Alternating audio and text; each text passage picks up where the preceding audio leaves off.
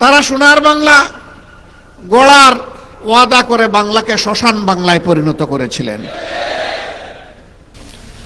সেদিন যারা লড়াই করেছিলেন, জীবন দিয়েছিলেন, আহত পঙ্গু হয়েছিলেন, তাদের সকলের প্রতি আমরা গভীর শ্রদ্ধা নিবেদন করছি।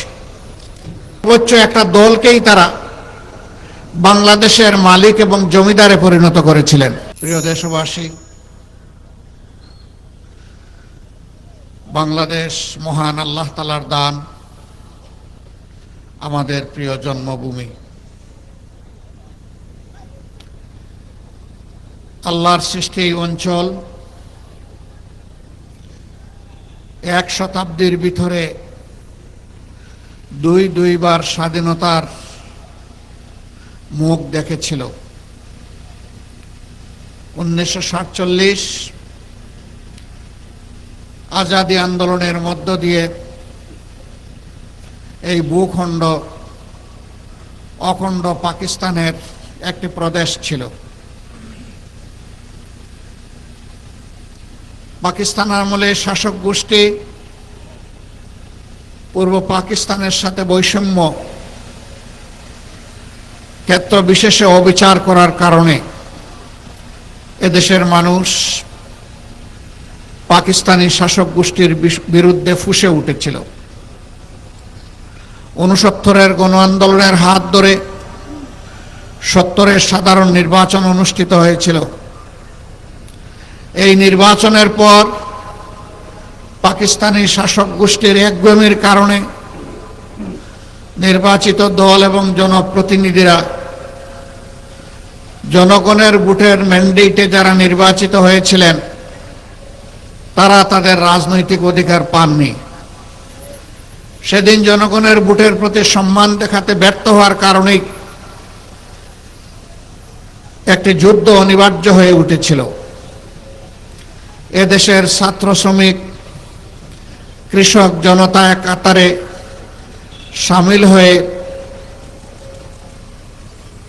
হানাদার বাহিনীর বিরুদ্ধে যুদ্ধে ঝাঁপিয়ে পড়েছিল। বুক ভরা আশা আর চোখ ভরা স্বপ্ন নিয়ে যে প্রিয় দেশটি সব ধরনের বৈষম্যের হাত থেকে মুক্তি পাবে, সামাজিক ন্যায় বিচার নিশ্চিত হবে, দেশ মর্যাদার আসনে প্রতিষ্ঠিত হবে, জাতি হিসাবে গর্ব করে বুক ফুলিয়ে বিশ্বের বুকে আমরা চলাফেরা করতে পারব।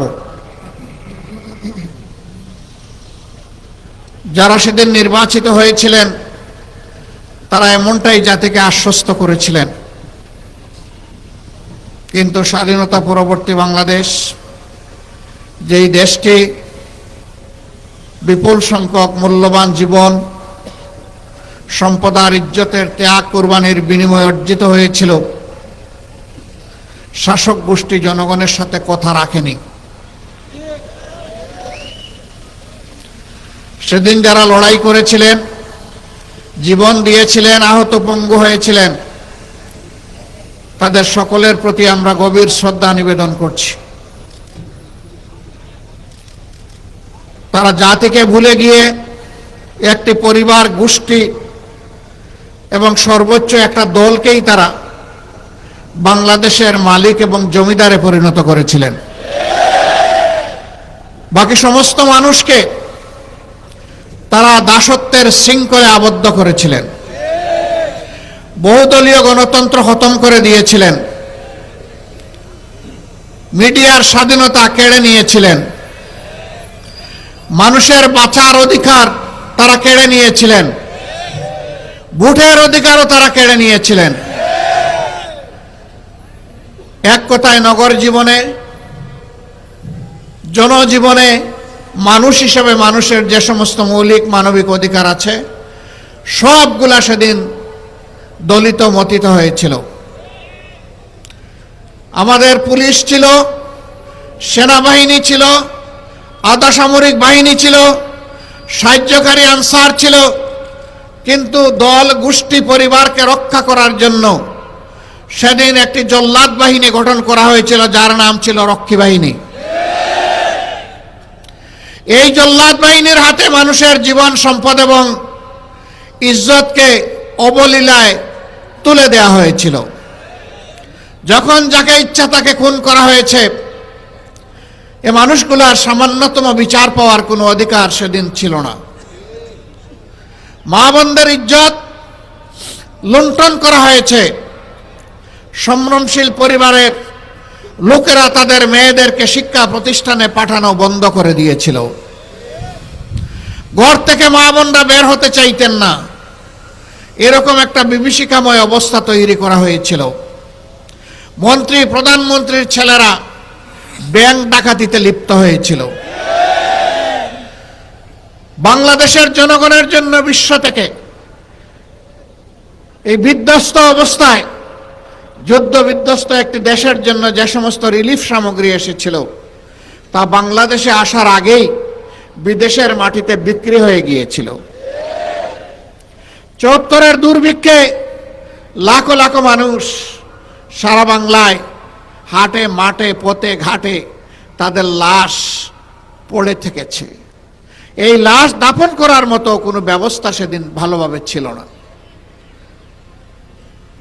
সেদিন আঞ্জুমানে মফিদুল ইসলাম ঢাকার লাশগুলার দাফনের ব্যবস্থা করেছিল, কিন্তু সারা বাংলার চিত্র ছিল সম্পূর্ণ ভিন্ন। তারা সোনার বাংলা গড়ার ওয়াদা করে বাংলাকে শ্মশান বাংলায় পরিণত করেছিলেন। মাত্র 4.5 বছরের দুঃশাসন মানুষকে তটস্থ করে তুলেছিল। এরপরে তাদের কার্যক্রমের পরিণতি হিসাবে দুনিয়া থেকে তারা বিদায় নিয়েছিলেন।